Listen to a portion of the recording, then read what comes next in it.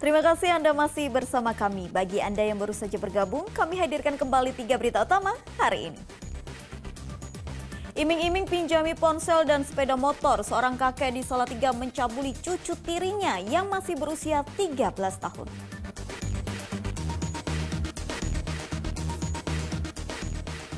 Sosialisasikan tertib berlalu lintas kepada para pedagang. Polisi di Pemalang belusukan ke pasar tradisional.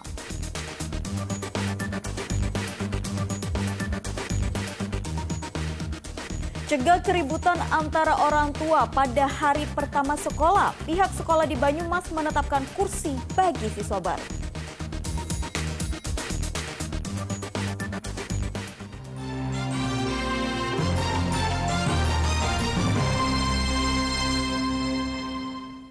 Berbagai cara dilakukan polisi agar pengendara tertib berlalu lintas. Di Pemalang, polisi belusukan ke pasar tradisional untuk menyosialisasikan tertib berlalu lintas. Kuis berhadiah pun diberikan untuk menarik minat warga. Bukan di jalan, tapi di pasar. Ya, inilah cara Satuan Lalu Lintas Kepolisian Resor Pemalang menyosialisasikan tertib berlalu lintas kepada warga.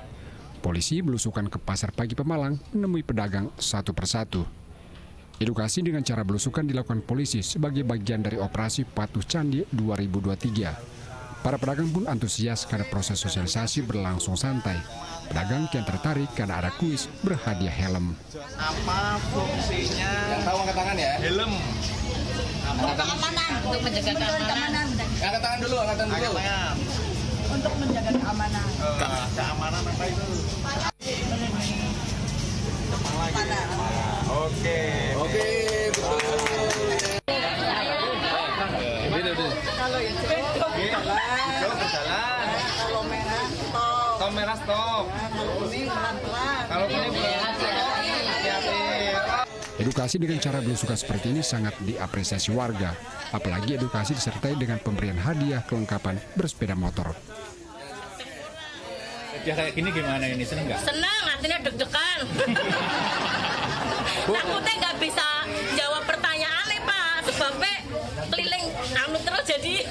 Bu, ini kan biasanya emak-emak itu kan preteng kiri belok kanan. Ya. Kalau ibu sendiri gimana, Bu? Insya Allah enggak. Sebabnya setiap hari ke pasar. Jadi kan paham Pak, aku orang belok kanan berarti tak kanan, pateni klik ya gitu.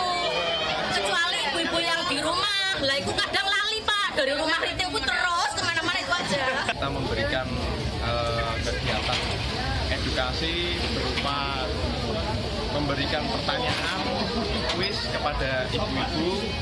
Pada intinya bahwa tertib lalu lintas itu penting dan ibu-ibu di pasar pagi ini sangat antusias dan bisa menjawab pertanyaan terkait dengan tata tertib lalu lintas. Sosialisasi diharapkan agar pedagang bisa menjadi contoh tertib berlalu lintas, sehingga pada gilirannya angka kecelakaan ikut turun. Kuncoro Wijayanto melaporkan dari Pemalang. Seorang narapidana teroris di Lapas Kelas 2B Kota Tegal mengucap ikrar setia kepada NKRI serta mengakui Pancasila sebagai dasar negara Republik Indonesia. Setelah menjalani 2/3 masa hukuman dari 3,5 tahun vonis yang dijatuhkan pengadilan, Darwis, narapidana tindak pidana terorisme di Lapas Kelas 2B Kota Tegal Selasa lalu berikrar kembali ke pangkuan Ibu Pertiwi.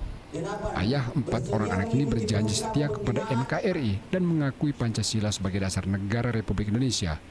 Ikrar diucapkan di bawah sumpah kitab suci Al-Quran, disaksikan ulama dan sejumlah pejabat. Usai berikrar, Darwis mengucapkan Pancasila, kemudian mencium bendera merah putih. Darwis yang berasal dari Makassar ditangkap Densus 88 anti teror Mabes Polri pada tahun 2021 lalu karena terlibat terorisme jaringan JAD. Darwis dijatuhi vonis 3,5 tahun. Bulan Agustus mendatang, Darwis akan mengajukan pembebasan bersyarat karena telah menjalani 2/3 masa hukuman. Kami pahami ternyata selama ini menuju surganya Allah itu bukan cuma dengan cara jihad semata, bisa dengan puasa, sedekah, banyak pintu-pintu menuju jalan surga. Itu yang kami pahami. Jadi bukan cuma terfokus hanya jihad. Partisipasi seluruh kementerian lembaga tadi yang menjadi saksi, mereka juga akan ikut mengawasi. Ya, di samping yang rutin nanti mengawasi dari pihak Bapas. Ya, ada pembimbing kemasyarakatan yang inters nanti mengawasi yang bersangkutan. Ya, dan mereka selalu koordinasi nanti dari lintas kementerian termasuk. Darwis bersedia ikrar kembali ke NKRI setelah aktif mengikuti penyuluhan deradikalisasi yang diselenggarakan oleh Kementerian Hukum dan HAM. Selain itu, Darwis juga gemar menonton tayangan program dakwah yang tidak menyimpang dari nilai-nilai agama Islam dan Pancasila. Kuncoro Wijayanto melaporkan dari Kota Tegal. Pekan Olahraga Nasional Korps Pegawai Republik Indonesia ke-16 resmi digelar di Jawa Tengah. Pagelaran kali ini merupakan yang terbesar dan teramai sepanjang sejarah.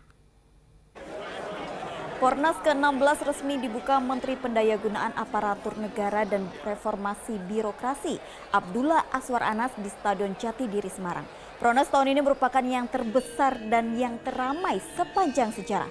Pornas diikuti 6.000 atlet dan ofisial dari 101 kontingen asal 38 provinsi dan 63 kementerian serta lembaga. Jumlah peserta menjadi yang terbanyak sepanjang sejarah. Pornas tidak sekedar ajang olahraga tetapi juga menyatukan ASN serta meningkatkan ekonomi masyarakat sekitar. Para atlet akan memperebutkan 54 emas, 54 perak, dan 71 perunggu. Ya, menyampaikan apresiasi yang tinggi dan ini termasuk penyelenggaraan PON Korpri terramai ya. Saya kira Jawa Tengah menjadi magnet saya kira. Karena tadi saya mampir ke tempat kuliner juga penuh dari berbagai kontingen dan harapan kami Pornas ini mempersatukan. Saya kira bukan hanya soal lombanya tapi mempertemukan antara ASN. Yang kedua tadi kami menyampaikan salam Bapak Presiden, menyampaikan terima kasih kepada seluruh ASN dan Korpri karena telah bekerja keras. Tentu ke depan harus diperbaiki, salah satunya adalah dengan memangkas proses bisnis yang berbelit.